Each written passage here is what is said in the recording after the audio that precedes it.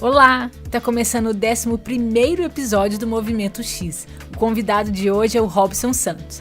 O Robson tem uma bagagem gigantesca em design e experiência do usuário, tanto no mercado quanto na academia. Ele já atuou como especialista em inovação, usabilidade de interfaces e experiência do usuário no Itaú, analista de usabilidade na Try, pesquisador de usabilidade no Instituto Nokia e hoje trabalha com estratégia para o desenvolvimento de produtos e serviços digitais na Por Que Não. Ele também já foi professor na Universidade Positivo, na SPM, na PUC e hoje está à frente das disciplinas de prototipação e design de serviços no Instituto Europeu de Design. A gente conversou sobre seu dia a dia de trabalho, como pensar estrategicamente na experiência do usuário, a evolução do mercado de UX no Brasil e muito mais. Então vamos lá! Eu sou Isabela de Fátima e esse é o Movimento X.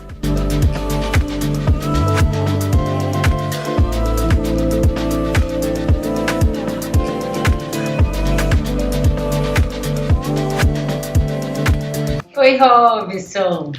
Oi, Isabel. Contextualizando os ouvintes, hoje você trabalha na Por Que Não, certo? Esse nome é sensacional, Robson. É sensacional. Eu queria que você contasse pra gente um pouco da empresa e do seu papel. A Por Que Não é um escritório que funciona aqui em São Paulo, né? Hoje somos cerca de 15 pessoas trabalhando lá, entre designers, pessoal de planejamento, comercial não no sentido de negócio mesmo, né? E também de estratégia.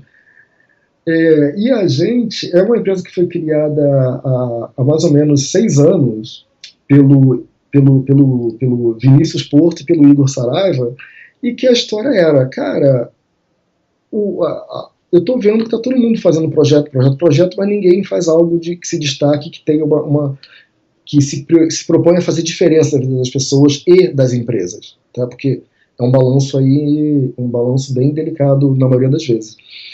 E a ideia por trás da Por Que Não é não nos contentarmos com as primeiras respostas, sabe? E se a gente utilizasse realidade aumentada para fazer não sei o quê, que ligasse com um beacon e aí a pessoa recebesse um push? Eu acho que não vai dar não. Tá, mas por que não? Esse nome é fantástico, sabe? Nossa. Porque a gente tem que se permitir ao menos imaginar, sabe? Então a gente imagina, faz brainstorming, faz um monte de coisa, cada um viaja numa direção contrária do outro, se choca, se bate, mas no final a gente vai afunilando. E então hoje a gente trabalha com algumas empresas de grande porte, né? A Souvenir é um dos clientes nossos, a Deca, né, que é essa fabricante de louças e metais sanitários, né, também é um cliente nosso. Já fizemos coisas para a Heineken. Então o nosso papel é atender mesmo a uma necessidade de negócio, aproximando ao máximo as necessidades e objetivos das pessoas por meio da tecnologia. Então a gente não foca em tecnologia, sabe? A gente não vai só desenvolver um app ou um site ou não sei o que. A gente se esforça, e isso, eu digo que é um esforço porque não dá para ter certeza absoluta de que aquilo vai funcionar 200%.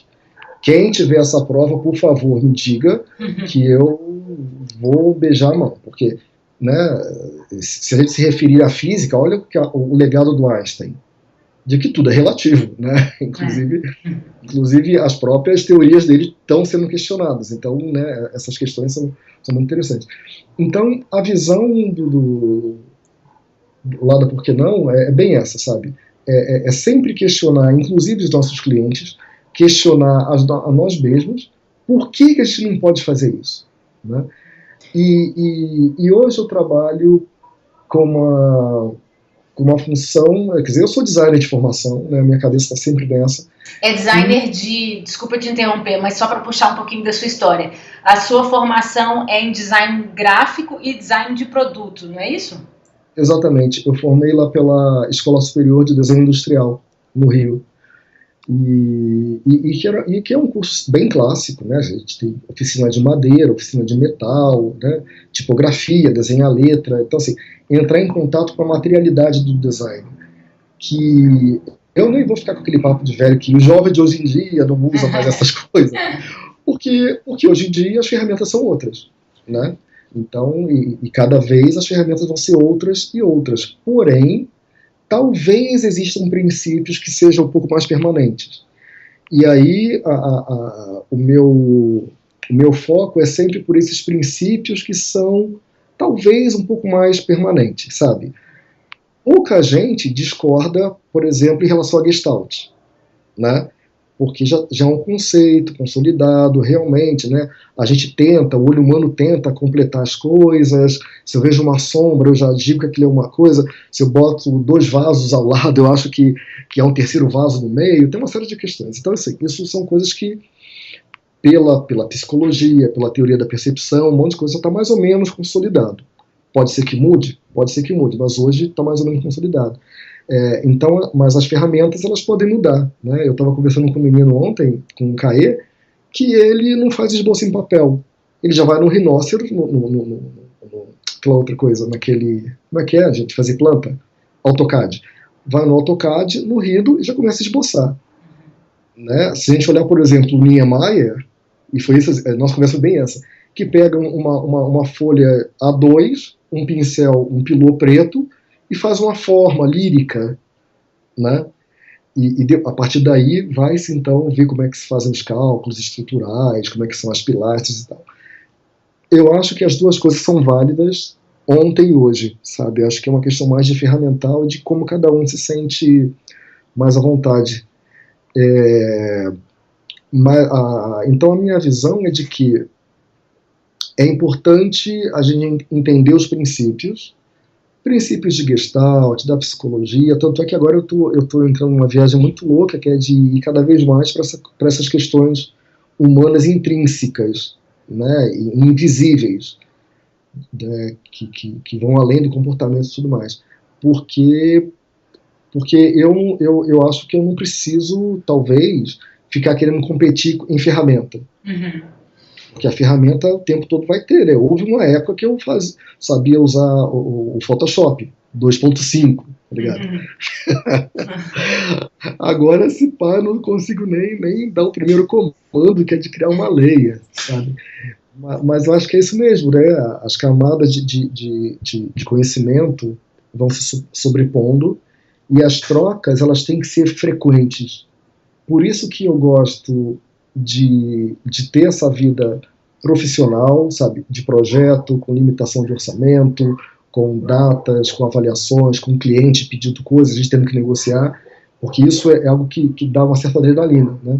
E me conta um pouco mais do seu dia a dia hoje. Quais são os seus principais entregáveis? Quais são os projetos que você está liderando? Me conta mais do seu papel hoje, de como está seu trabalho hoje. Eu vou dar um exemplo até do que eu estou fazendo agora para um cliente nosso, que é um projeto que já um cliente já tem alguns anos com a gente, já tem até um produto que a gente desenvolve para eles, mas que agora a gente quer entrar numa nova fase de relacionamento com esse cliente. Não só ser demandado, mas também levar algumas provocações. E é muito interessante porque lá na própria organização houve uma mudança de liderança e agora tem alguém que está na liderança de marketing, de gestão, não sei o quê, que é bastante criativo, que tem assim uma visão incrível de que é importante andar para frente, né? E aí, qual está sendo o meu papel nesse momento? Bom, eu preciso entender eu preciso levantar dados para obter insights, para pensar em algumas, abre aspas, invenções, fecha aspas, para discutir com esse cliente. Então, como é que eu faço isso? Primeiro, eu olho no meu próprio cotidiano. Se o meu cliente ele é uma fábrica de incenso, eu tenho que dizer, eu uso incenso, eu não uso. Se o meu cliente é uma fábrica de lâmpadas, eu qual é a minha relação com as lâmpadas? Sabe, ilumina bem, pouco, gosto de lâmpada, luz branca, luz amarela e tal. Então, a primeira coisa é eu de colocar mesmo, entender um pouquinho da minha experiência. E a partir daí eu falei assim, bom, então, pelo que eu sei, existem essas 3 coisas que eu acho importantes. E aí, o que a gente fez na semana retrasada?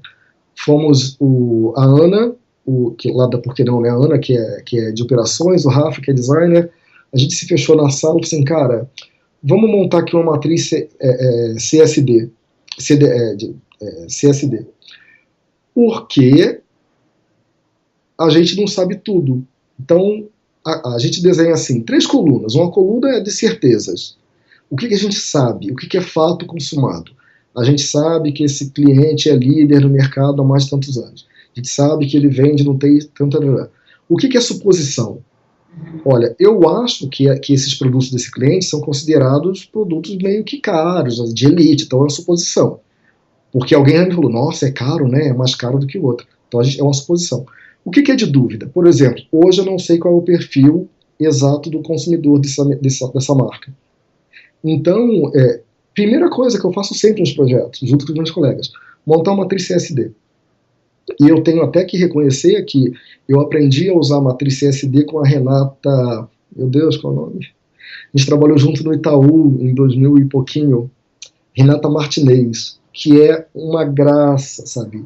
Uma super designer, super, assim, muito centrada, sabe? Bacana, boa de lidar e tal. E eu falei assim, caralho, que bacana essa ferramenta, comecei a usar desde então. E aí, é uma ferramenta que eu, inclusive, levo para os cursos. Tá, a gente tem aqui um desafio. Vamos montar um CSD? O que a gente sabe? O que a gente acha que? O que a gente não sabe? Né? Então a gente monta uma matrizinha. Então, eu nem diria que isso seja um entregável, mas é uma ferramenta para dar aquele ponto de partida, sabe? Sim. Porque a partir daí eu pego o que eu tenho de suposição, o que eu tenho de dúvida, e vou montar a minha pesquisa inicial, minha primeira exploração. Se eu falo assim, essa marca ela é vista como uma marca de elite, cara, então eu vou, por exemplo, vou conversar com alguns, até foi uma pergunta que eu lancei no Facebook esses dias, para as pessoas que trabalham com designers de interior, de arquitetos e decoradores e tal. E aí eu perguntei para as pessoas, tá, como é que vocês fazem a indicação e especificação das marcas, dos produtos? Aí o menino falou assim, olha, eu indico essa marca X porque ela não é nem muito cara nem muito barata. Aí quando eu falei isso pro Rafa, que é o designer que trabalha com a gente lá, né, com que eu trabalho lá, a gente trabalha na mesma equipe, ele, cara, olha, a gente sempre achou que essa marca é super de elite, super cara. Então, sabe, então pra gente não ir adiante com o trabalho, com essa visão de que é uma marca de elite, que não sei o que, não, cara. Tem marcas mais caras, então não é bem assim. E o que me disse isso? Foi a própria realidade. Então o primeiro trabalho é mapear certezas, suposições e dúvidas. A partir daí eu pego as minhas dúvidas e minhas suposições e vou elaborar, tá? Quais dessas dúvidas e suposições têm a ver com o usuário final, sabe? Aquele que vai lá e liga o produto e toma o banho ou bebe o café. Quais dessas suposições e dessas dúvidas têm a ver com o intermediário? Por exemplo, o cara que indica esses produtos. Ou o cara que compra, mas não é o cara que usa no final das contas. Sabe? Então, assim, a gente vai dividindo um pouquinho e já tentando mapear quem são esses principais atores. Então, sei lá, sempre tem um cliente final, pode ter um projetista, pode ter um vendedor, pode ter não sei o quê, porque mapeia esses caras. E aí a gente vai, aí basicamente a gente faz estudos de campo, que são bastante informais na maioria das vezes, tá? Por que bastante informais? Porque eu não posso, nesse momento do projeto inicial, gastar muito do meu tempo fazendo uma mega pesquisa, sabe, de 2 meses. Sabe? Eu mesmo desço ali, vou na lojinha, a outra moça que está mais para outra zona da cidade vai também lá, a gente pergunta, dá uma olhada, vai no supermercado e volta, olha, pergunta, sabe aquela coisa assim de chegar perto de alguém, a senhora acha que essa marca aqui de maionese é boa? Mais ou menos. A senhora usa qual, hein? Sabe? Coisa bem assim, né? E isso já é um dado que eu já estou aprendendo, porque eu sei algumas coisas, mas não sei tudo. E daí, então, eu posso começar a traçar perfis. Por exemplo, a gente fez um trabalho recentemente que eu tracei assim 3 perfis bem amplos, tá? Primários de consumidores, que exige aquele grupo de pessoas que não querem fazer esforço, então, o que eles querem é um produto na mão deles. Existe aquele outro grupo de consumidores que querem economizar o máximo possível. Então, se tiver que pegar um carro, dirigir não sei quantos quilômetros, ir e voltar, ir lá 2 vezes, negociar, esse cara vai fazer isso. E ainda tem um terceiro grupo, que são aquelas pessoas que são os ajudadores. Por que eu chamei de ajudadores? Porque esse cara, ele vai montar um blog, ele vai botar lista de preço, ele vai fazer um videozinho dizendo como é que usar, como é que cozinha, como é que não sei o quê. Então é legal porque isso a gente só consegue perceber com base na realidade. E aí, juntando essas coisas todas, né, essa investigação, né, que é qualitativa mesmo, né, eu vou lá, vou ver como é que é a realidade, vou aprender com ela. Também vou perguntar para o meu cliente, vou perguntar para os players lá do mercado. E aí a gente monta uma tabelona que é uma jornada global que envolve, desculpa, uma... O pessoal gosta de chamar de Service Blueprint, né, porque está na moda chamar de Service Blueprint. Mas que na real são várias camadas onde eu coloco. Aqui está o serviço, né, uma camada principal do serviço. O que está por trás? O que está de backstage? Como é que essa coisa é ofertada? Como é que isso chega até a mão das pessoas? E aqui tem o front stage. Como é que as pessoas entram em contato com esse serviço? E tanto para essa camada de backstage quanto do front stage, existe sempre um antes, um durante e um depois. Ou seja, eu fui atraído de alguma maneira para esse serviço, entrei em contato porque vi uma propaganda na TV, depois eu fui lá, baixei o aplicativo, ou passei na loja, tomei um cafezinho, aí conversei, falei para todo mundo, ou perguntei, comprei, pintei, bordei, e depois fiquei muito satisfeito, postei a foto no Facebook e postei um vídeo no YouTube. Ou não falei nada para ninguém. Então, esse grande mapa do serviço, que para mim, mais importante que o mapa do serviço, é o mapa da experiência, né, que o mapa da experiência, eu tenho pessoas agindo e interagindo, né?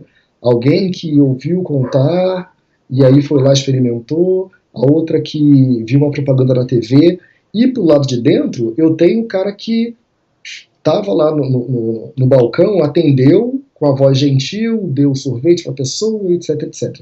Então, então esse desenho aí, né, desse mapa da experiência, que inclui as pessoas que experimentam o serviço em contato com as outras pessoas que oferecem o serviço. Isso, para mim, é um dos grandes, não vou dizer empregável, mas é um dos grandes artefatos do projeto. Porque eu olho para esse mapa e falo assim, cara, olha, aqui tem uma oportunidade que a gente pode... Tá vendo que tem um gap aqui? Ninguém está fazendo isso? Olha, isso aqui é um ponto de problema, porque sempre que chega aqui, ninguém reclama. Olha, já vi lá na página do Facebook e na página do aplicativo, na loja, que tem um monte de gente reclamando disso. Olha aqui, então tem que corrigir essa parada. Então esse mapa da experiência é importantíssimo. Ele é um artefato de comunicação interno, né, de mim com o outro colega, das equipes entre si, mas também para levar lá para o cliente. Olha só, mapeamos a experiência que as pessoas têm e encontramos esses pontos. Existem outros que vocês também já observam e a gente pode plotar aqui. E daí, então, a gente começa, a partir daí, começam as viagens estratosféricas, né? Como é que eu soluciono isso? Aí depende muito da abertura e da flexibilidade dos clientes em atenderem ou não aquelas nossas propostas. Mas, para mim, nenhuma proposta é impossível. Eu estava agora, inclusive, com essa coisa de Pokémon GO, e falando com o Mega, que é um colega lá do trabalho, né, lá do escritório. Cara, vamos fazer o Pokémon pro nosso cliente, porque o cara vai entrar na feira, vai ver tudo, vai ter um monte de coisa espalhada, ele vai coletar brinde, depois recebe em casa pelo correio, blá blá blá. Então, o meu trabalho, ele vai muito, hoje, né, ele vai muito de botar o pé no chão, que é olhar como as pessoas fazem, olhar o que o meu cliente está oferecendo, olhar o que os concorrentes estão oferecendo, plotar isso no mapa ou num diagrama. E depois, tirar o pé do chão e enfiar a cabeça das nuvens e dizer assim, cara, como vamos resolver isso de diversas formas? entendendo que eu preciso atender um objetivo de negócio, porque, Aham. afinal das contas, se um cliente contrata a mim, ou a você, ou a outro escritório, eles querem uma solução que vá alavancar o negócio deles. Mas eu tenho que dizer o seguinte, cara, o seu negócio é incrível, e ele vai ficar mais incrível ainda, porque as pessoas vão usar isso aqui, vão achar inacreditável e vão, sei lá, ter orgasmos múltiplos, não sei. Né? Então, o meu papel hoje no escritório é fazer essa catalisação, sabe? É, você foi falando, eu fui imaginando mesmo, é como se você fosse um catalisador com investigação, síntese de informações, direcionamentos, e você lida muito com decisões, né? De oportunidades, gaps e estratégia a fazer escolhas, né? Renunciar também, então você tá ligado muito nessa parte de estratégia, né? Sim, é exatamente isso. E para mim, falar em estratégia não é uma atividade isolada, não é uma atividade solitária, sabe? Muito pelo contrário, ela é uma atividade a ser compartilhada com a equipe toda. Porque se hoje, por exemplo... É um processo, né? Pois é, porque se hoje uma equipe é composta por 3 programadores, 2 designers, quer dizer, 3 comigo, né? Eu acabo esquecendo, alguém de operações e tal, essas pessoas todas têm que ter as mesmas informações, com o mesmo nível de detalhe, sabe?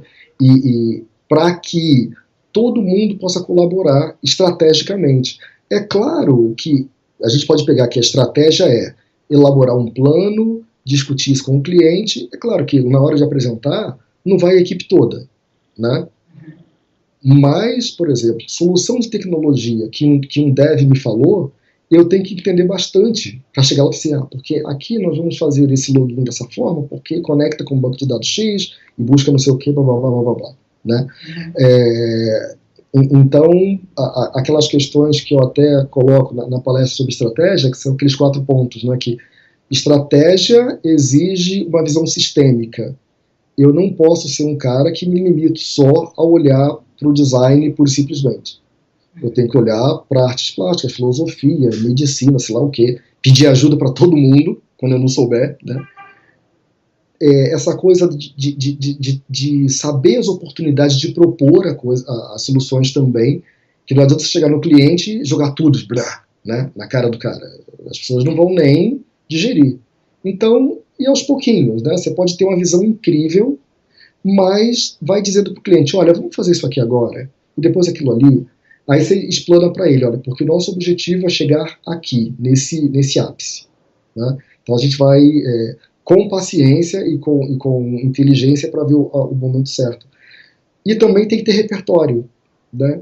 E o repertório rico para trabalhar estrategicamente só é possível com pessoas num grupo que tenham repertórios diferentes.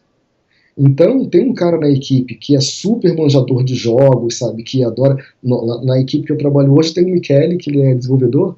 O cara, puta, ele destrói em jogos, sabe, videogame. Tá agora lá em Seattle, vai viajar para Seattle para o campeonato de Dota, sabe. Então, assim, eu não manjo chongas desse bagulho. Mas eu preciso ter alguém que saca disso, sabe. Como é importante ter alguém que já teve filho, outra pessoa que já quebrou a perna, uma pessoa que já viajou para o Japão, porque esses múltiplos repertórios, eles são trazidos para uma decisão estratégica, né? Eu imagino que você, às vezes, tem o papel de conduzir, de achar algumas soluções que algumas pessoas colocaram e de direcionar isso ao longo do processo, né? Sim. E falando ainda mais sobre o processo, acho que tem um ponto que pode ser legal para a gente conversar, que é, se vocês são uma equipe multidisciplinar que trabalha nas diversas etapas, como você disse, na ideação, no design, no desenvolvimento, que metodologias vocês usam para conseguir extrair o melhor de cada um ao longo do processo? Como você mesmo disse, não é todo mundo que vai estar em todas as reuniões, mas que vocês tentam sempre trazer os diferentes repertórios nas reuniões. Vocês usam metodologias ágeis, Scrum? Como é que é isso? Essa coisa de método ágil Scrum, acho que hoje é lugar comum, assim, né? Acho que nem vale muito a pena entrar. Porém, eu não acredito em aplicações ipsiliteri de nenhuma metodologia.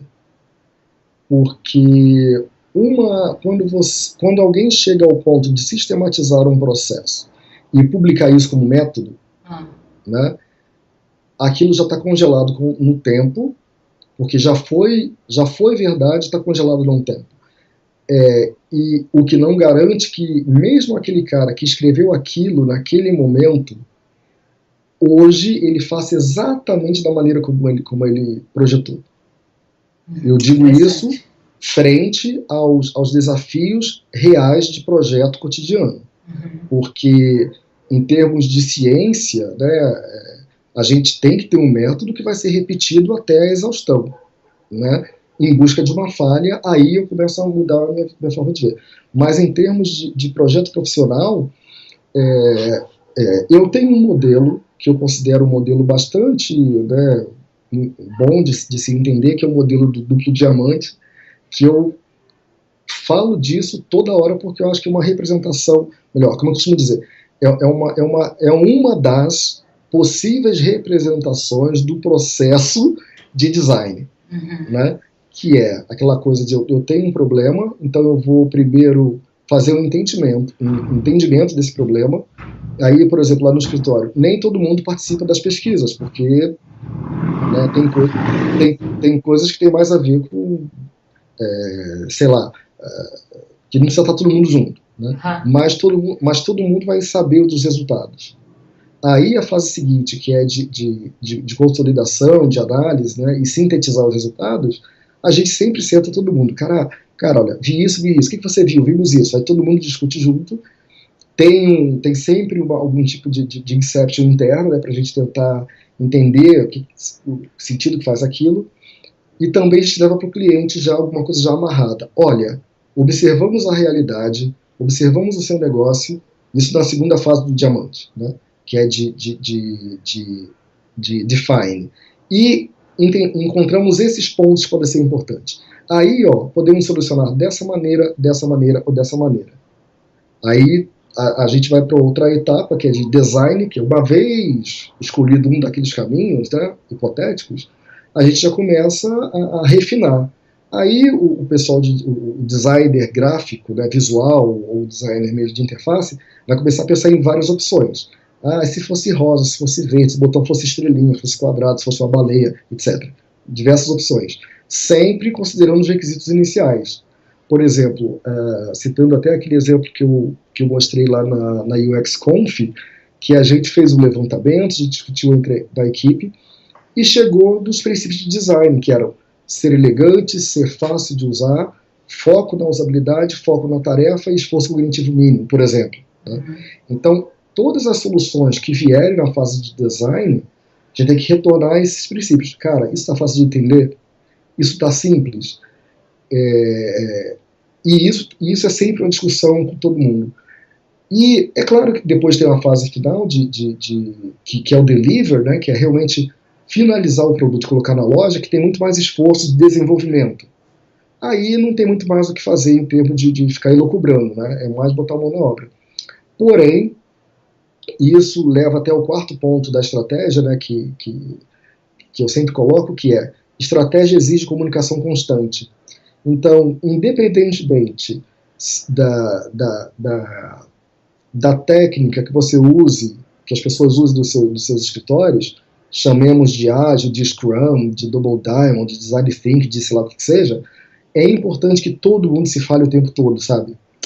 A gente trabalha junto, né, assim, muito próximo um do outro, a equipe, as células não são muito grandes, aí esse é um ponto importante. A gente tem uma estrutura de célula dedicada para cada cliente. Para cada cliente. Então, para cada cliente. Então, os desenvolvedores e os designers, a gente está ali focado naquele cliente, naquele problema. O que é legal, porque a gente pode, assim, ir a fundo na questão, né?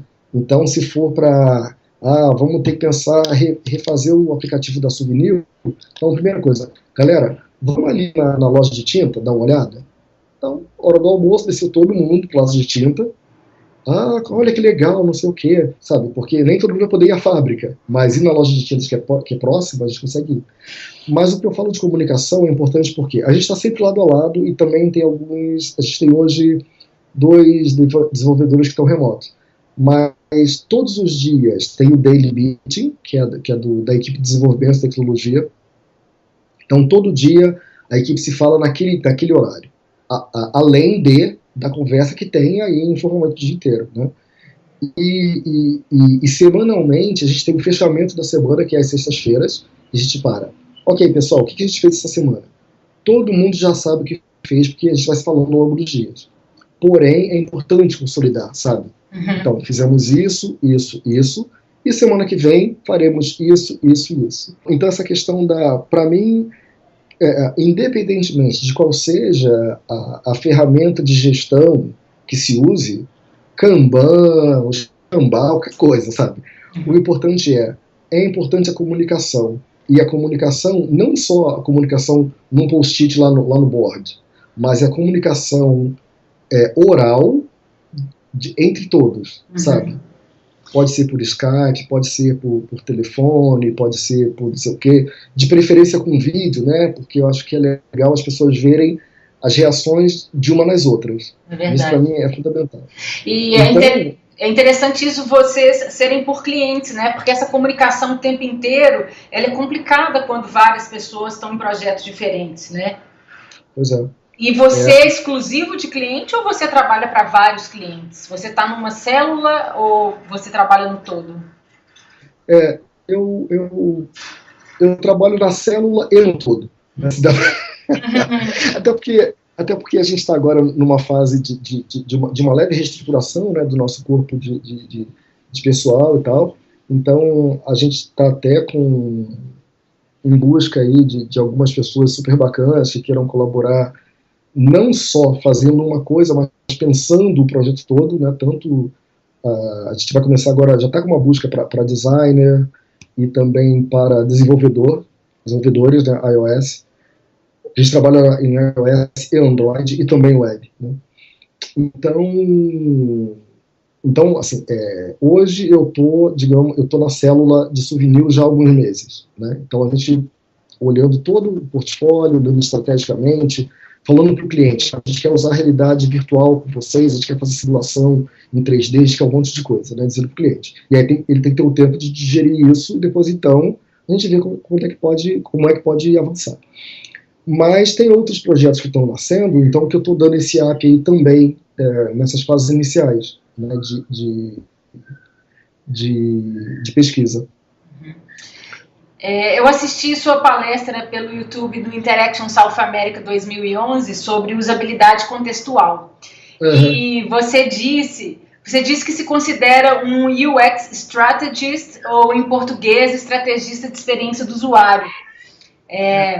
Isso em 2011. E pelo que você está me contando do seu trabalho hoje, eu enxergo muito como estrategista. Agora, eu queria entender qual que é o papel de um estrategista de experiência do usuário. Às vezes essas nomenclaturas deixam a gente meio perdidos, né? Deixa. Olha, eu acho que a gente tem que chamar, a gente tem que ir para a ficção científica dessa hora, sabe? E inventar nomes, sabe? Commander-in-Chief, ou sei lá, essas coisas assim. Porque se em 2011 eu disse aquilo, talvez eu estivesse sendo um visionário, porque não era um termo que se falava em 2011. Pelo menos que eu me lembre, né? Teve uma época que eu dizia assim, que eu era freestyle usability expert, né? Por que eu falava freestyle? Porque eu não queria só seguir um método, né, aquele método by the book, né, da usabilidade. Eu queria seguir aquilo, porém com oportunidade com visão para aproveitar as oportunidades. Então, eu acho que as pessoas se apegam a rótulos e eu não dou a mínima. Se alguém chegar para mim e falar assim, eu sou o CFO do Bob, assim, tá bom, meu bem, conta outra que essa aí já passou, sabe? Honestamente. Eu quero ver o que a pessoa entrega, sabe? Então, assim, eu gosto, na real, de brincar com os rótulos. Então, o que eu falo? eu trabalho com design, porque a minha formação é em design, e atualmente eu trabalho com estratégia para desenvolvimento de produtos e serviços digitais. Tá? E isso que é hoje que eu me vejo até mais amplo. Porque lá em 2011, se eu não me engano, eu estava num laboratório de usabilidade como especialista sênior em usabilidade. E eu falava assim, tudo bem, o meu rótulo nessa empresa é esse, mas eu sei que o que eu faço é pensar estrategicamente a experiência do usuário. Uhum. E para mim isso já é um pouco lugar comum. Então, assim, atualmente, assim, cara, eu sou designer e trabalho com estratégia no desenvolvimento de produtos e serviços digitais. O que isso quer dizer? Quer dizer, sei lá, você diz, né? A gente vai na rua, entende a realidade, pega alguns dados aí de cliente, de concorrência, faz um mix, discute com o cliente, com a equipe e faz propostas. Nada muito diferente do que nós sempre fizemos do campo do design, sabe? Que era entender, fazer uma fase de levantamentos, depois fazer uma fase de síntese, depois gerar soluções, avaliar as soluções, depois desenvolver a solução, entregar e avaliar de novo. Se a gente olhar lá para o livro do Mike Baxter, os textos do, sei lá, daqueles mais coroa lá de teoria e metodologia do design, sempre foi isso, né? Os nomes a gente vem mudando aos pouquinhos ao longo do tempo, né?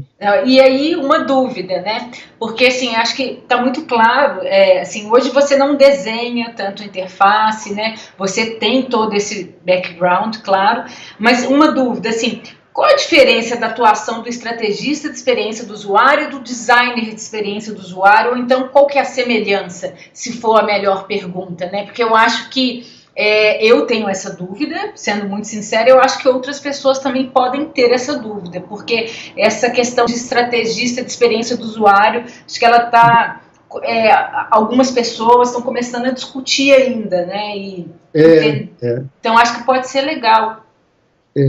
Quando a gente fala, por exemplo, de experiência do usuário, a experiência ela é algo sempre pessoal, ela é mutável, ela não se repete, blá blá blá blá blá blá. Então, talvez nesse sentido, eu não consiga projetar a experiência. Eu consigo projetar os elementos que compõem a experiência, aquilo que vai ser uma possível experiência, né, da pessoa lá na frente.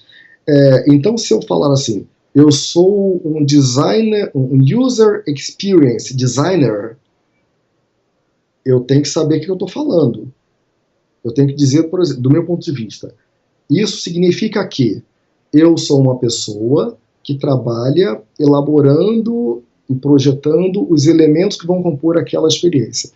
E aí, isso pode ser enxergado de um nível um pouco mais tático, ou seja, sim, eu estou desenhando o wireframe, eu estou aqui junto com o designer de interfaces, fazendo os ícones, os botões, a cor da tela, né? Então eu estou planejando esses elementos.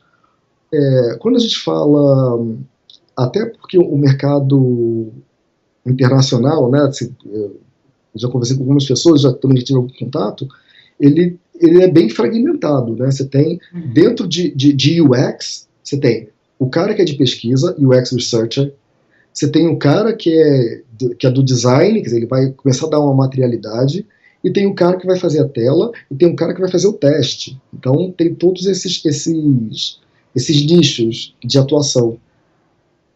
A gente aqui costuma dar o nosso jeitinho, né, que é uma coisa linda, né, como diria Caetano Veloso, a gente sempre mistura, né, aquela coisa de botar o bebop no meu samba, né, essas coisas todas.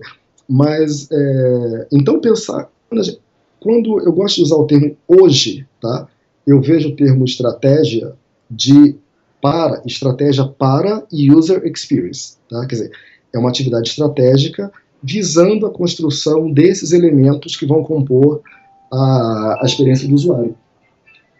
Então, isso tem muito a ver com a vida do escritório, com a equipe, mas tem muito mais a ver com a vida fora do escritório, que é entender as razões do meu cliente, quais são os objetivos de negócio daquela empresa, quais são, inclusive, isso é uma coisa até que ninguém raramente te ouve falar, que é quais são os objetivos profissionais e pessoais daquele cara que me contratou para ajudá-lo naquele projeto dentro daquela empresa. Isso é uma coisa muito delicada, porque assim, as empresas que prestam serviços, a gente tem que ter uma visão muito clara. A gente está trabalhando para fazer aquele cara vencer, sabe? Porque ele vencendo é sinal de que eu venci também, né? Então, por isso que eu tenho um pouco não sou muito chegado a essas coisas de vamos fazer isso para ganhar um prêmio. Cara, isso aí é alimentação de ego. E eu, honesto, como eu sempre falo, eu não preciso de mais ninguém para alimentar o meu ego, além de mim mesmo. Ai, maravilhoso. Mas então, estou tentando sintetizar as coisas, né? Falar de designer de UX, a pessoa tem que entender que ela não vai projetar a experiência. Ela vai projetar os elementos que compõem a experiência. E talvez ela nem projete todos os elementos. Hoje, quando alguém fala que é designer de UX, está falando de site de aplicativo, ponto. Na maioria das vezes, né?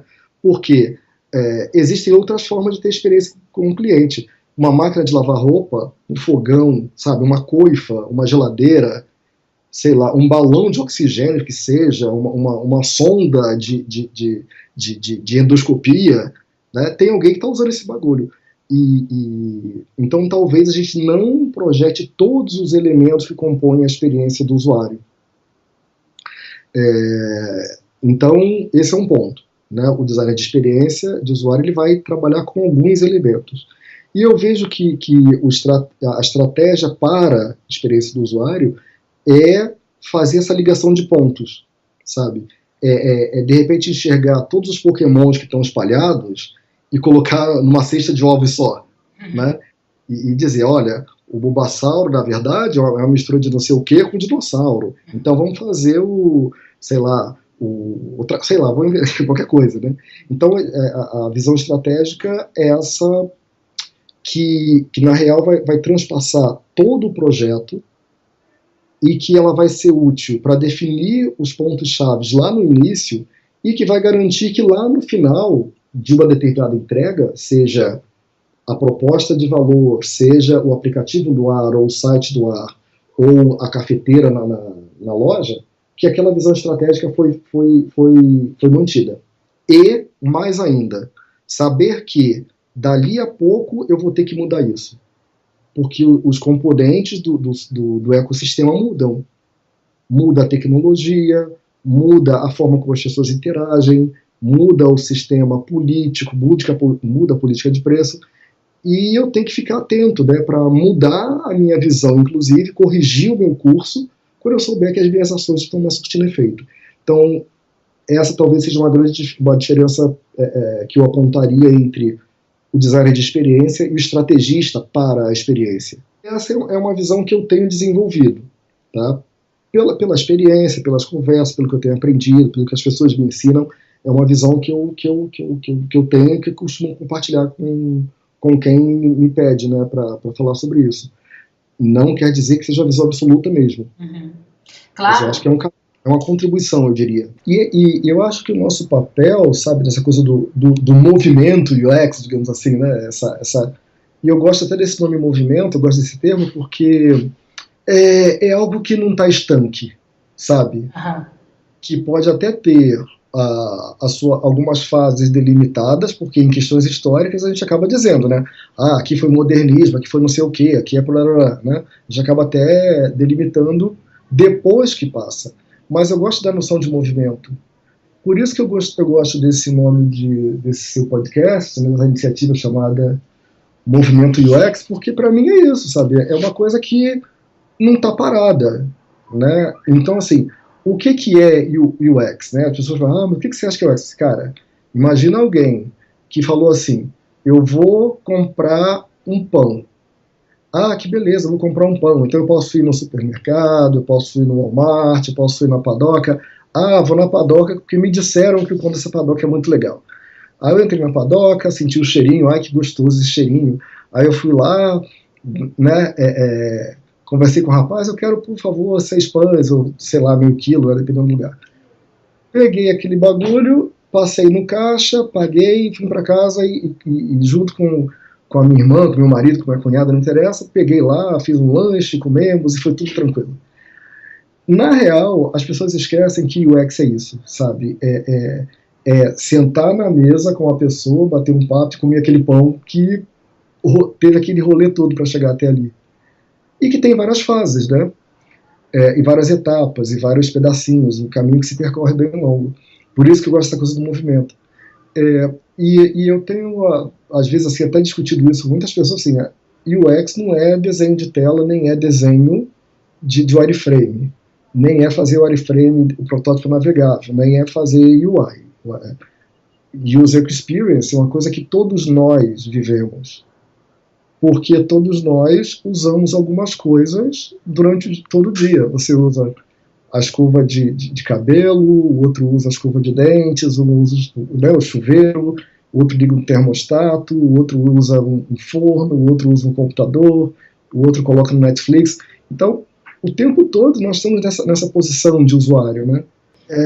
Então, para mim, deve ser encarado com muita naturalidade e muito desmistificado, sabe? Agora, é óbvio, algumas pessoas se dedicam, né, a estudar os elementos que compõem uma experiência. Tem até um livro que eu sempre falo para todo mundo, que foi um dos livros para mim foi um dos livros mais importantes, é um livro chamado Experience Design, do Nathan Shedroff. Ele é um norte-americano, né, que escreveu esse livro. Eu comprei ele lá na época do doutorado, eu acho, em 2000 e pouquinho. Mas, na real, o que ele coloca, e até eu acho muito legal, que assim, que uma experiência, tecnicamente, qualquer coisa na vida é uma experiência, porque você passou por aquela porta, viu que está caindo uma goteira. Quando você voltar, você já vai desviar da goteira. Então, da terceira vez, ou da quinta, você vai dizer, olha, fulano, cuidado, tem uma goteira. Até alguém pegar um balde e botar ali, né? Ou até alguém lá no teto e cobrir a goteira. Então, você pode... Tudo é experiência, né? Porém, você tem aí essas... Se fosse possível, dividir em etapas, né? O que tem antes da experiência, o durante, o depois, etc, etc. Mas o que eu acho fundamental é isso, a gente entender que tudo que está acontecendo o tempo todo nos dá experiência, e que todos nós usamos coisas, só que em alguns momentos, algumas pessoas se colocam como um lado de projetistas. E aí que eu acho que é legal, né? Então, assim, quem está projetando também é usuário. Porém, eu, enquanto projetista, não sou todos os usuários. Né? Então, sim, por isso que eu preciso, por exemplo, entender a realidade, ver como é que as pessoas pensam, como se comportam, como é que as pessoas estão vivendo ultimamente para resolver determinados problemas, e como é que, a partir dessas observações e dessas coletas, eu consigo, por exemplo, ter algum tipo de insight. Saquei que todo mundo, quando vai à feira, acaba botando dinheiro no bolso. E se tivesse uma sacolinha pendurada no pescoço? Aí a gente começa a ter insights e gerar hipóteses, né? Uhum.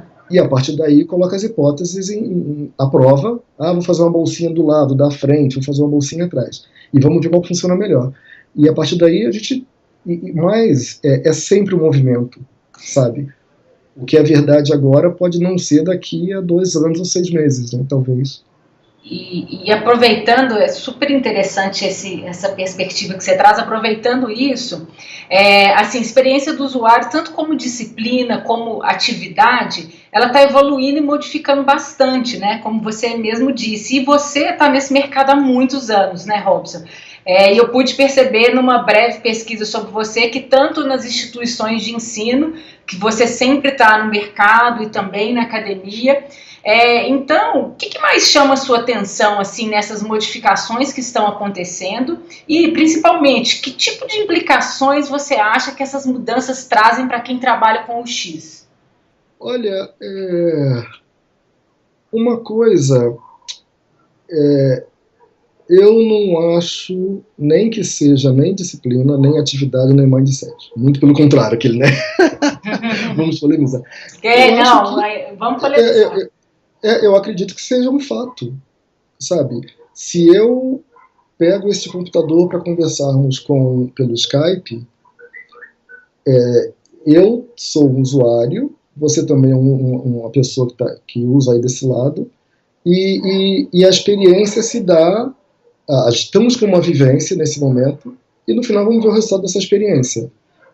Aí tem vários aspectos. A qualidade do som foi boa, as perguntas foram muito legais, eu me senti à vontade, eu senti que, né, realmente estou colaborando, e a Isabel também está super colaborando, né? Então tudo isso compõe a experiência. Aí existem outras coisas que eu acho que estão relacionadas a UX, porque assim, eu sou um cara chato em relação à tecnologia. Então quando a gente fala assim de user experience, eu estou falando uma pessoa que passou por uma vivência.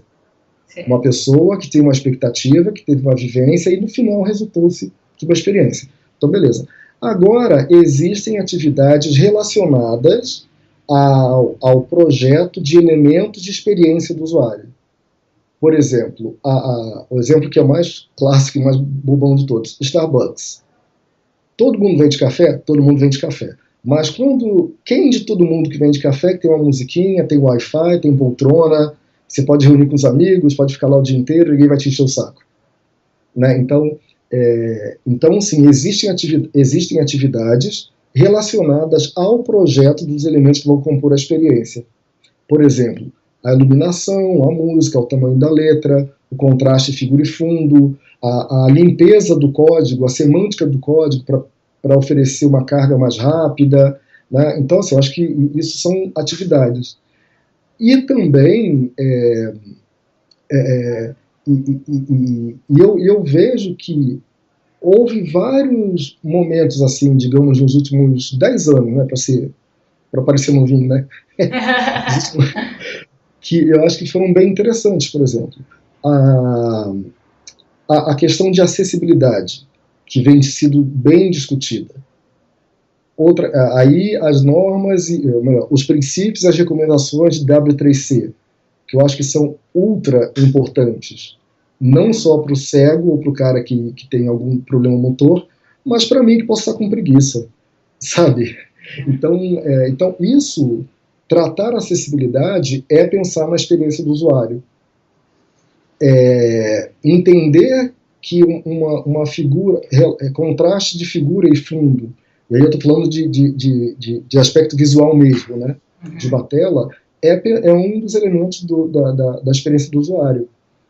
Pensar se o som vai tocar só quando eu abrir, ou já vai abrir tocando, ou quando eu der o play que vai tocar, também é um outro aspecto. Então, assim, são várias questões desses elementos que compõem que têm atividades relacionadas. Sim. Mas eu também, apesar de eu ter falado que eu não concordo nem com um, nem com o outro, nem com o outro, eu vou dizer agora que eu concordo com um aspecto. Sim, é uma atividade, sim, é um mindset.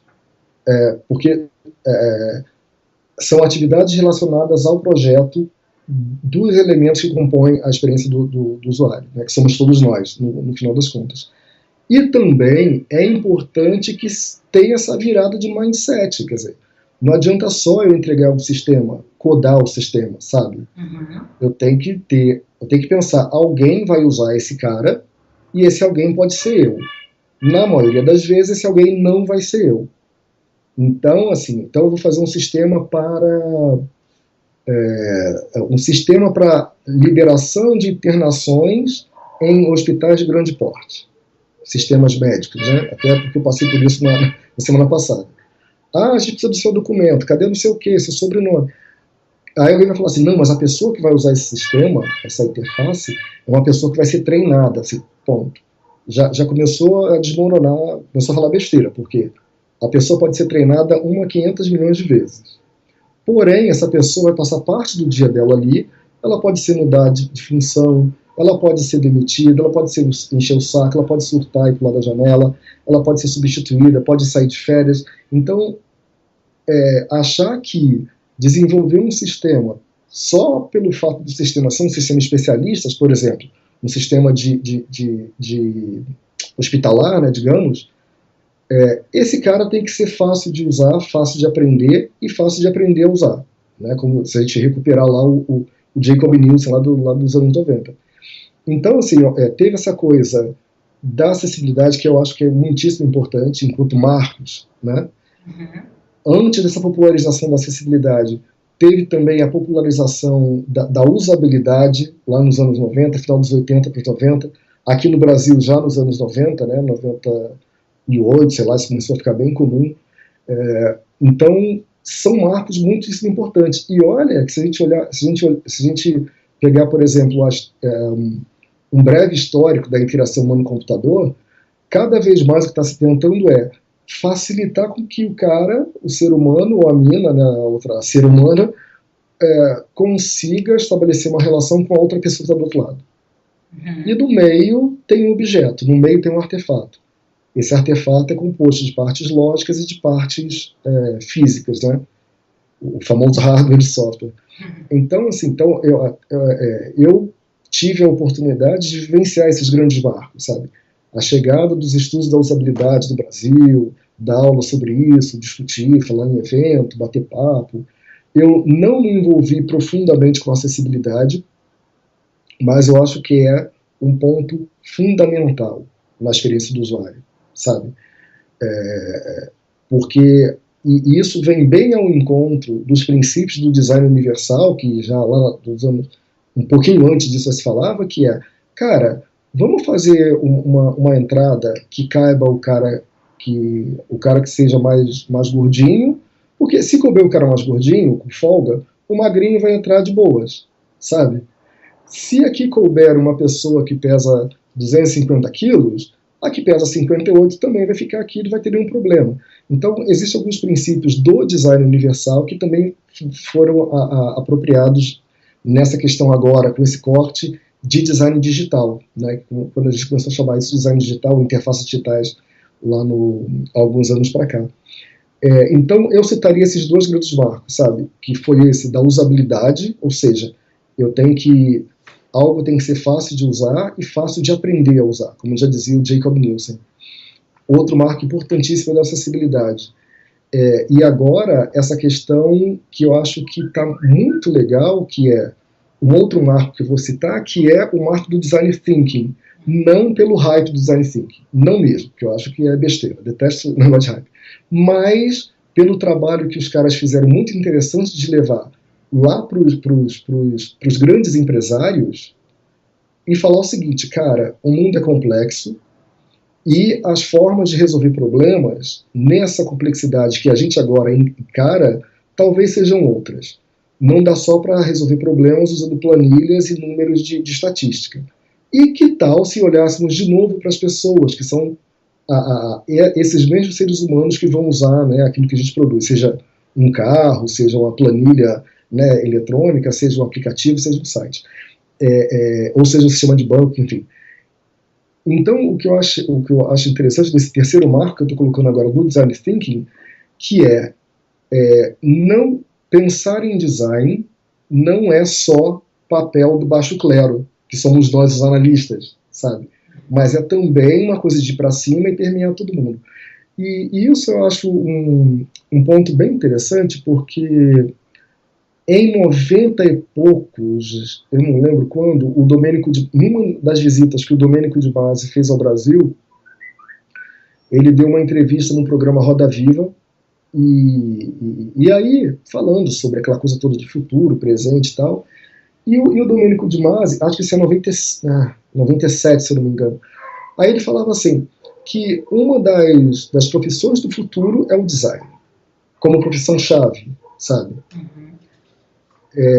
Então, e eu digo isso porque naquela época, 97, 98, eu trabalhava com design gráfico, estava tateando a coisa do design digital, né, fazendo uma CD-ROM, essas coisas assim, mas muito mais para o mundo corporativo, e ouvir um filósofo, olha, não era nem um cara de negócios, nem era um cara de design, um filósofo, um pensador, dizer que ele via que o design era uma das profissões-chave do futuro, porque ele entendia, né, isso hoje eu entendo com mais clareza, que é uma atividade que de criação de cultura material, sabe? Isso é uma coisa que eu repito para todo mundo. Então, seja um cara que desenha um móvel, que projeta um móvel, que projeta um luminário, que projeta um site, ou um aplicativo, um sapato, uma jaqueta, a gente está criando cultura material. Então a gente está dando forma ao mundo, sabe? E isso é um troço, assim, muitíssimo bonito, sabe? Eu acho que é um troço muitíssimo importante. Então, talvez... então, eu falei dessa virada aí, né, dessa coisa do design thinking, e citei o Domênico de Base, que falava isso lá há alguns anos, né? Há mais de 10 anos ele falava isso, sei lá, talvez há 15 anos. A gente está em 2015, está em 2016, né? Ele falava isso antes do ano 2000, imagina. Pois então, é. E até aproveitando, hoje várias matérias e estudos, elas apontam UX como uma das profissões do futuro, né? E como que você enxerga o mercado de UX hoje no Brasil e como que você acha que a gente está se preparando para isso? Primeiro que eu não acho que o UX seja a profissão do futuro, é a profissão do agora. Tá. Né? Quer dizer, porque agora a gente já faz isso. E há 10 anos a gente já fazia isso. A diferença é que agora a gente está se dando conta, percebe? Olha só. Porque o que é, voltando à história, o que é uma experiência do usuário? Quando alguém desenha um projeto de uma garrafa térmica, que a pega tem que ser ergonômica, que o calor tem que ficar retido lá dentro, que, sabe, que eu não posso pegar do lado de fora e queimar minha mão, eu estou projetando os elementos que vão compor a experiência que esse cara vai ter com a garrafa térmica, né? Então, sempre houve isso, só que o que está acontecendo agora, que é bem bacana, que é a tomada de consciência. Aí, nesse ponto, eu concordo com o Érico, quando você citou aí, né, de que é um mindset, sim, tem que virar um pouco a cabeça. Então, assim, não é só projetar focado no meu conhecimento incrível, maravilhoso, designer lá do Olimpo, né, nem no meu conhecimento de administrador incrível, nem no meu conhecimento perfeito de programador que sei tudo do código e blá blá blá. Eu tenho que olhar para o mundo. E eu creio, anteontem eu estava conversando com um colega que veio me visitar aqui em casa, e a gente ficou falando horas sobre essa coisa de UX, né?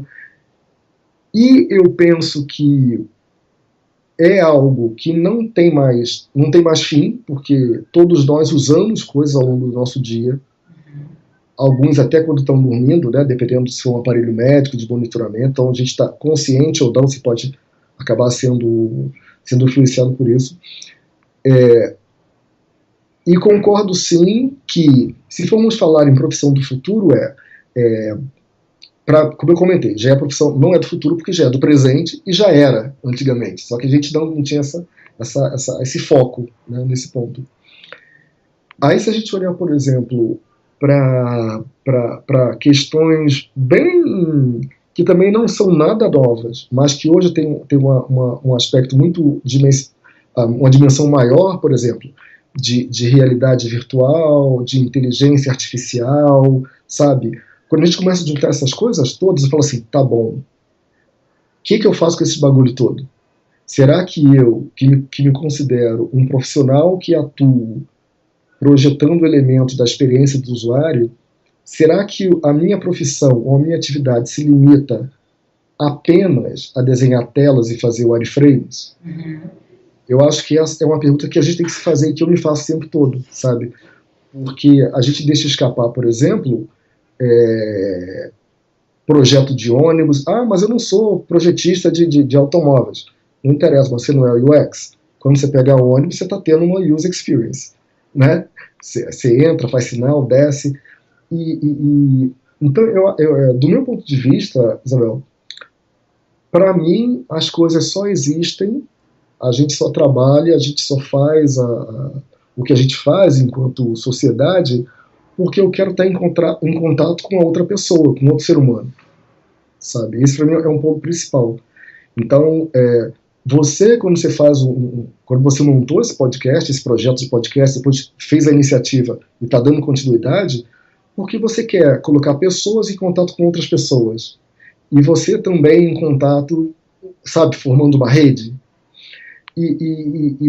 Então, tudo que a gente cria é para aproximar uma pessoa da outra, seja de maneira consciente, do tipo, vou fazer aqui um sistema médico para facilitar a vida da enfermeira, monitorar, eu vou botar aqui um balão de oxigênio, blá blá blá, ou seja, de uma maneira inconsciente. Eu vou projetar uma roupa que vai ser maravilhosa, ou vou comprar essa jaqueta, e vou usar esse sapato, botar esse colar que vai ser incrível, porque aí a gente já está usando alguns recursos aí, né, da cognição, que nem sempre são conscientes, né, para comunicar coisas para o outro.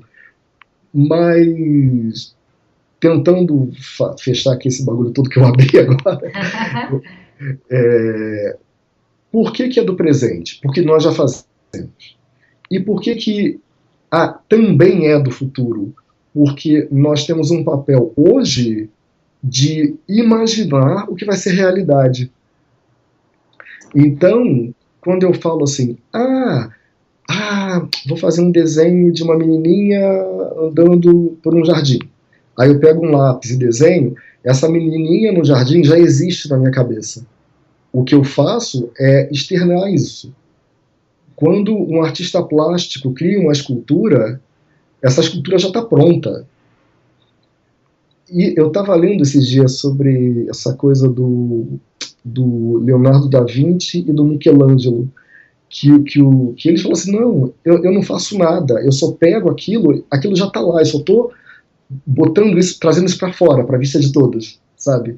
E o Michelangelo que dizia que a escultura já está pronta no bloco de mármore. O papel dele é ir lá e cinzelar e trazer para fora o que já está lá. E isso tem muito também do conceito de virtualidade, né, que é algo que existe, porém eu não vejo. Ele se manifesta, depende do momento, né, que aconteça aquilo ali. Por exemplo, eu não sei, quando eu conheço alguém, se aquela pessoa é bondosa ou se ela é maléfica. Porque essa característica dela está dentro dela. Dependendo de algum momento, se estiver ali no trânsito, se vier uma velhinha, essa pessoa se jogar na frente, parar o trânsito para uma velhinha passar, ou ela empurrar a velhinha no meio dos caminhões, a velocidade, aí que eu vou saber. Porque é aí que se manifesta o virtus dessa pessoa, né? Aquilo que é virtual, que está lá dentro. Então, eu acredito que em termos de futuro, a gente já está criando um futuro. Se eu pudesse assim dar algum tipo de conselho para as pessoas, né, se fosse possível isso, ou como eu enxergo isso cara, hoje imaginar o máximo possível, sabe? E fazer desenho, esboços, e escrever num texto, e botar num podcast, qualquer coisa, porque se a gente, essa é uma frase feitíssima, mas se eu posso imaginar, eu posso fazer. Eu gostaria de ir para Saturno. Tá, talvez eu, Robson Santos, hoje não consiga ir para Saturno. Mas eu, enquanto humanidade, já tem gente quase chegando lá, né? Então, quando eu penso assim, UX para o futuro cara, o que de mais extraordinário a gente vê hoje, em termos de filosofia, de poesia, de artes plásticas, de tecnologia, sabe?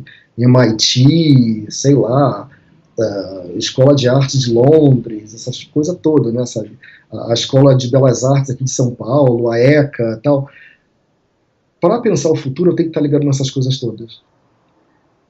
E não é fácil, sabe? Chega a ser, até um certo ponto, uma coisa até angustiante, porque existem muito mais coisas acontecendo diariamente, a cada minuto, do que eu posso dar conta. Então, se a gente for falar em perspectivas futuras, eu penso sim que existe a questão da user experience, que essa coisa não vai acabar porque sempre vamos usar alguma coisa. Pode ser que daqui a 5 anos mude de nome? Pode ser, né? Não tem problema nenhum mudar de nome, mas a questão vai ter sim alguém cuidando disso. Se a gente olhar, por exemplo, para o mercado nacional, ele ainda está patinando, né, para entender essa história toda. Então, todo mundo chama tudo de UX. Aí, agora criaram uma coisa que é belíssima, que é vagas para procuras profissional de UX e UI. Pois é. Né? O famoso híbrido, né? Porra, cada vez que eu olho esta bosta, eu olho assim, não vou nem ler porque eu não quero ficar irritado, sabe? Deixa eu ler Sartre, deixa eu ler aqui Mário Quintana, deixa eu... sei lá, ver um filme. Porque na real, porque a gente não sabe direito. E talvez não seja para saber mesmo, sabe? A gente ainda tem aquela visão cartesiana, porque a gente foi educado assim, cada um faz uma parte. Então, assim, alguém tem que fazer o X, o outro tem que fazer o Y. Não sei, por exemplo, os projetos que eu lidero atualmente, para mim, a equipe toda está responsável por isso. Óbvio que, por que é a equipe toda? Porque eu acho que um profissional só não dá conta de pensar em user experience. Mais uma pergunta, só para a gente fechar um pouco mais esse... Você falou uma coisa que me chamou muito a atenção, que é o seguinte, o fato de, no mercado, fora, a gente tem um pouco mais de especialização, digamos, né, dentro do campo aí de experiência do usuário. E considerando que o estrategista para a experiência do usuário de produtos e serviços digitais é uma posição especializada, né? E que a maioria das empresas hoje no Brasil, ao menos é a minha opinião e é o que eu tenho visto, é que elas querem um perfil mais generalista, né? Aquela pessoa que ela desenha e entrega a interface, aí ela também entrega o front-end, ela também sabe, né? Ou eles acham que a pessoa vai ser bom em tudo, entender de pesquisa sobre comportamento humano, necessidades dos usuários, técnicas de pesquisa. Como é que você acha que é o mercado para quem quer seguir esse caminho aqui no Brasil hoje?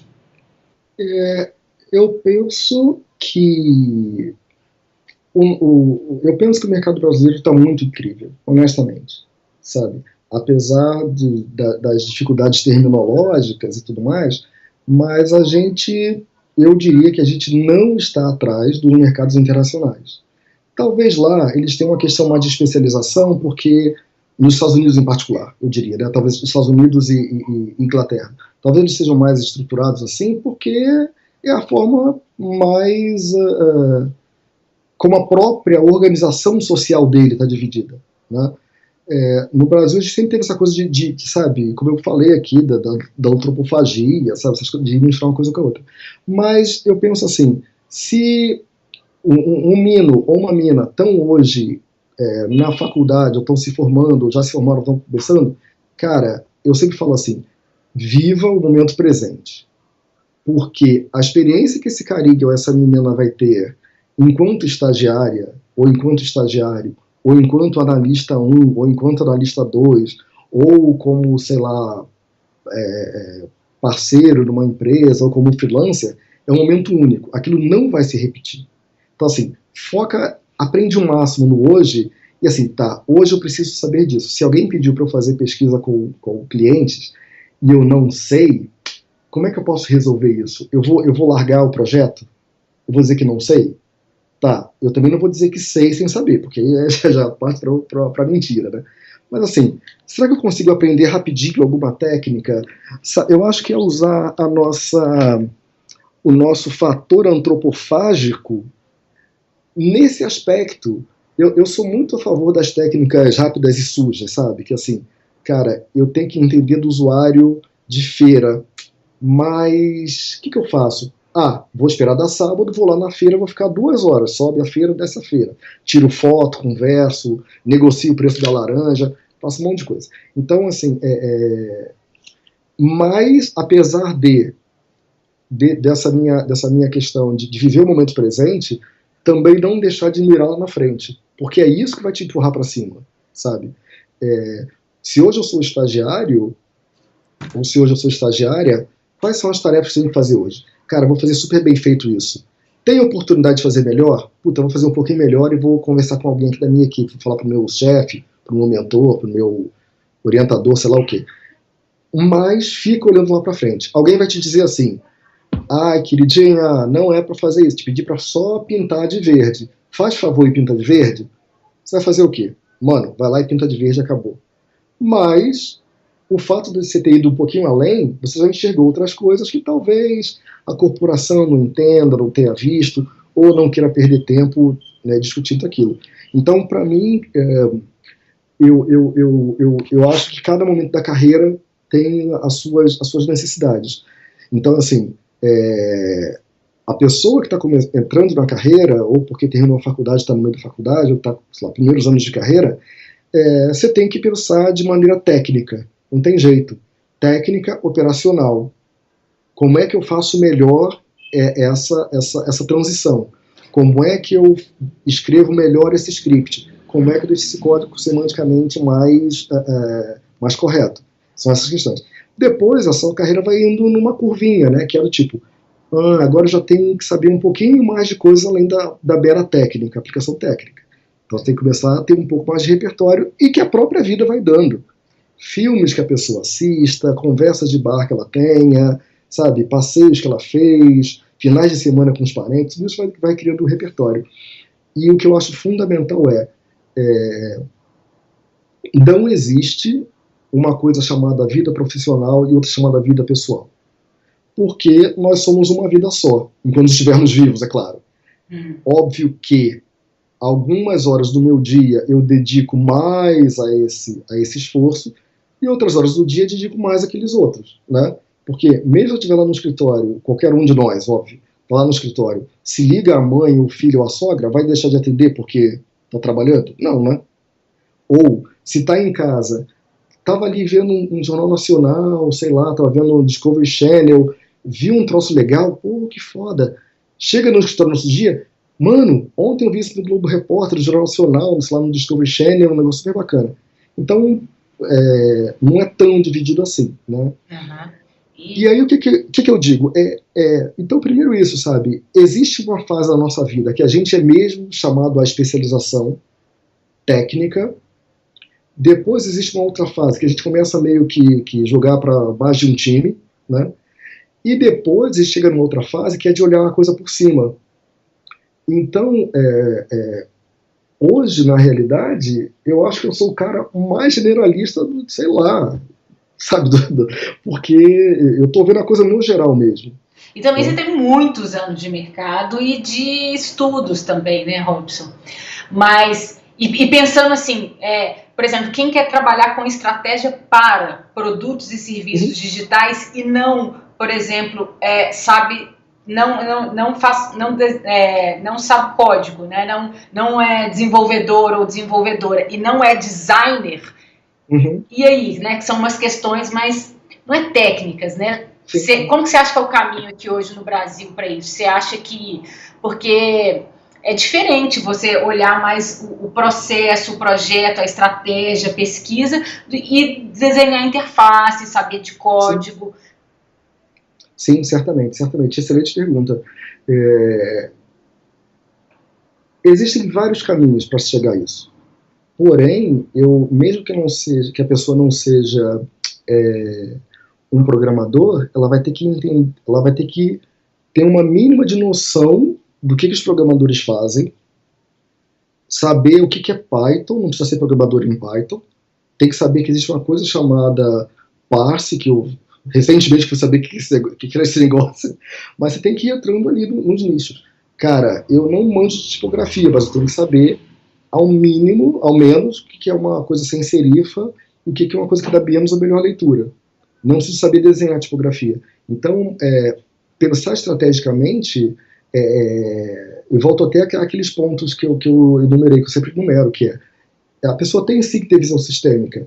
Pode ser alguém da administração, pode ser alguém da tecnologia, pode ser alguém do design, pode ser alguém das artes, da moda.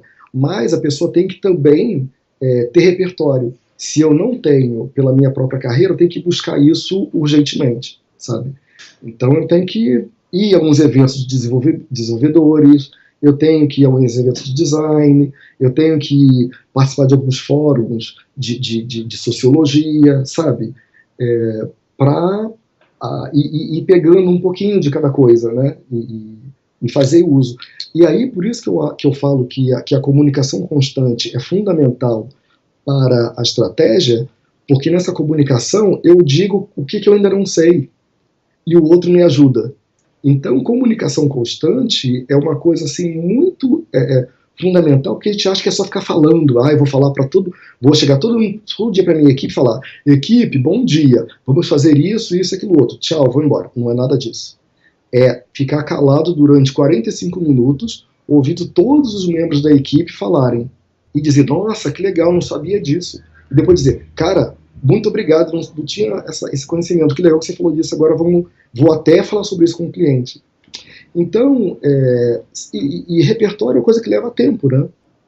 E falando em repertório, o que você está lendo hoje?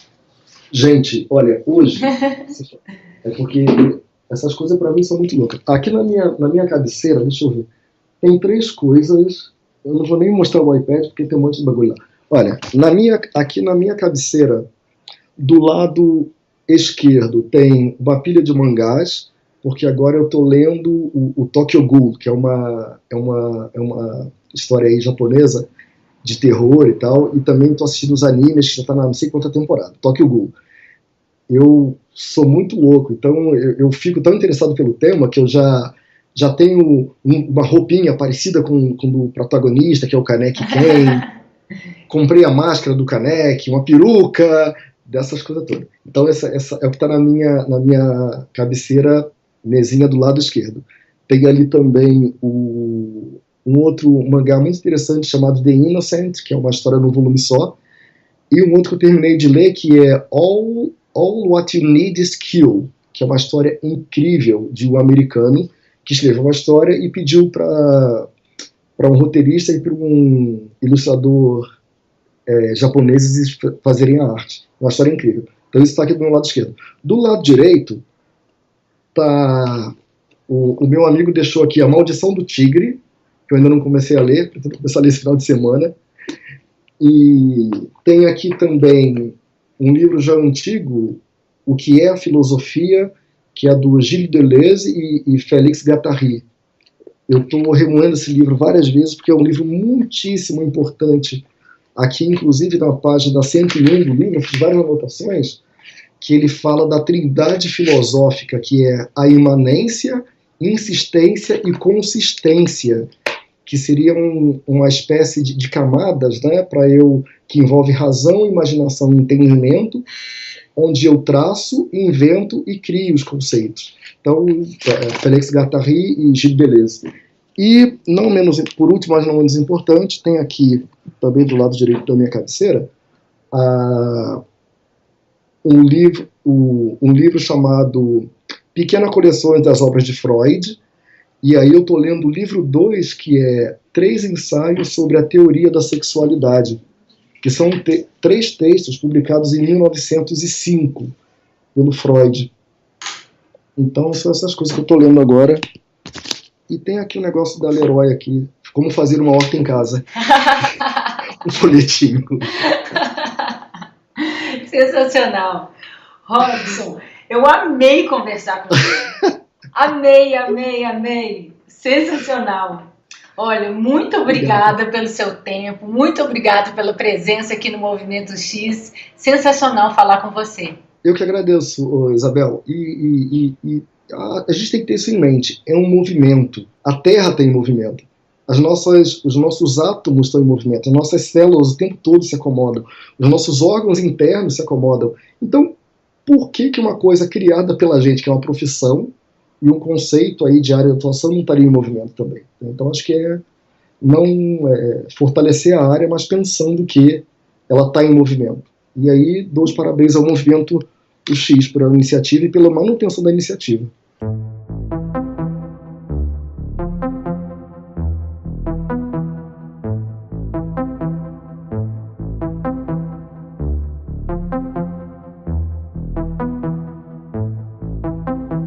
Chegamos ao fim deste que é o 11º episódio, hoje com Robson Santos, e eu espero que você tenha gostado. Se você quiser conferir outros episódios, acesse movimentox.com, e para fazer qualquer comentário, crítica ou sugestão, é só me escrever no movimentox@gmail.com. No próximo podcast eu vou conversar com Sérgio Salvador, diretor de experiência do usuário na Hilt, do Rio de Janeiro. Até lá!